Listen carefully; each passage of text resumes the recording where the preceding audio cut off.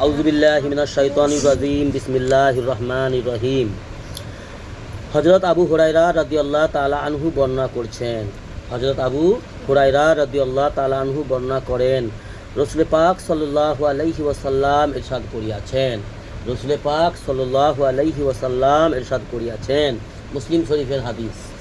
রাসূল পাক সাল্লাল্লাহু আলাইহি ওয়াসাল্লাম বলছেন, প্রত্যেক মানুষের উপর জরুরি যে সূর্য উদয় এবং প্রতিদিন আপন শরীরের প্রতিটি জড়া বা গ্রস্তির পক্ষ হইতে উহার সুস্থ ও অচল থাকার শকর হিসাবে একটি করিয়া সাদকা আদায় করা দরকার। কী বলছে রাসূল সাল্লাল্লাহু আলাইহি ওয়াসাল্লাম? প্রত্যেক মানুষের জন্য জরুরি, প্রত্যেকটা মানুষের কর্তব্য, সূর্য উদয় হয় এমন প্রত্যেক দিন সূর্য ওঠার পর থেকে নিয়ে সূর্য ডোবা পর্যন্ত বা 24 ঘন্টার জীবনে প্রত্যেকটা মানুষের কর্তব্য আপন শরীরের প্রত্যেকটি জড়া, আমাদের শরীরে কত জড়া আছে না, এই যে জড়া আমরা যে চলাফেরা করি, ওঠা বসা করি, প্রত্যেকটা জড়াতে বিয়ারিং সিস্টেম আছে। তো এই প্রত্যেকটা জড়ার জন্য একটি করে এই জড়াগুলোকে সচল রাখার জন্য, সুস্থ রাখার জন্য,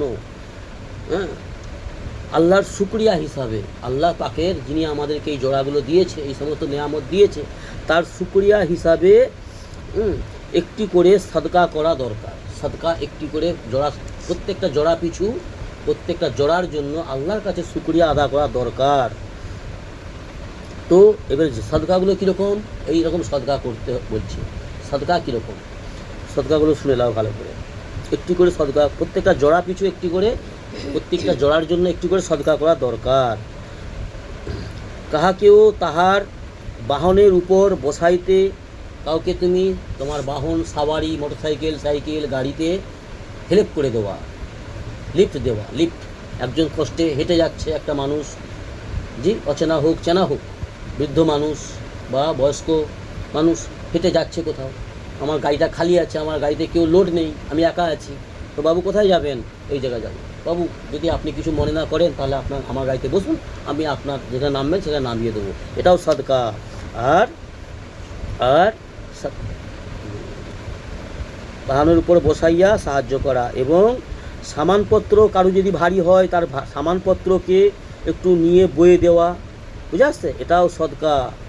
তাহার সাহায্য করিয়ে দেওয়া, তার বস্তা, ব্যাগ, ভারী সামান আছে, সে বেচারা নিয়ে চলতে পারছে না, তার সামানগুলোকে একটু কমসে কম পৌঁছে দেওয়া, সে যেখানে বলবে সেখানে নামিয়ে দেওয়া, এগুলো হচ্ছে একটু করে সাদকা।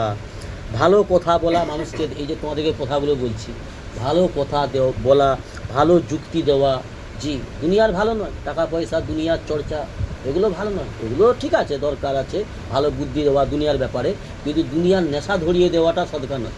দুনিয়ার নেশা ধরিয়ে দেয় আজকালের বন্ধুরা, আপনজনেরা, দুনিয়ার নেশা ধরিয়ে দিবে, শয়তানি বিদ্যা দিবে, আর বলতে ভালো বুদ্ধি দিচ্ছি।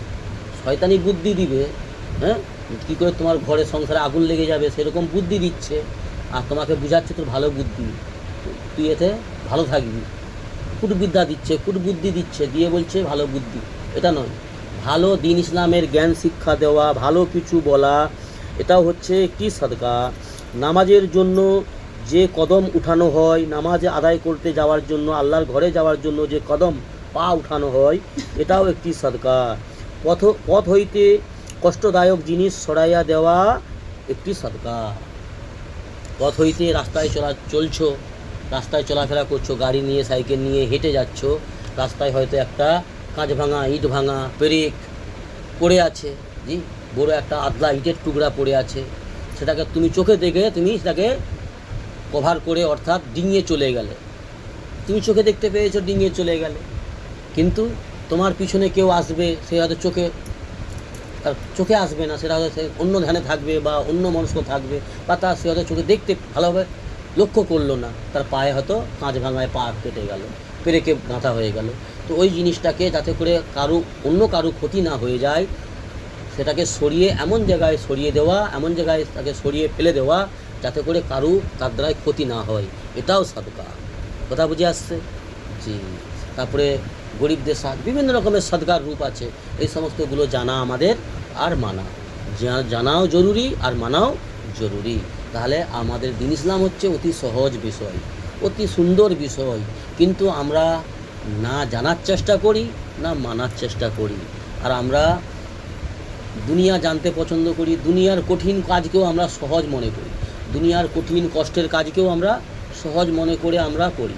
জি, দুনিয়ার সামান্য 500-700 উপার্জনের জন্য লোক রাত্রি 3টার সময় 3:30টার সময় উঠে কাজ কামে চলে যায়।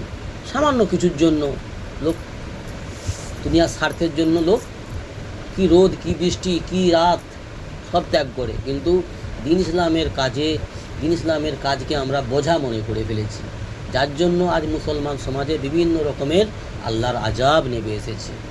জি, আল্লাহ নারাজ হয়েছে আমাদের কুকর্মের কারণে, আমাদের কর্ম ভালো নয়।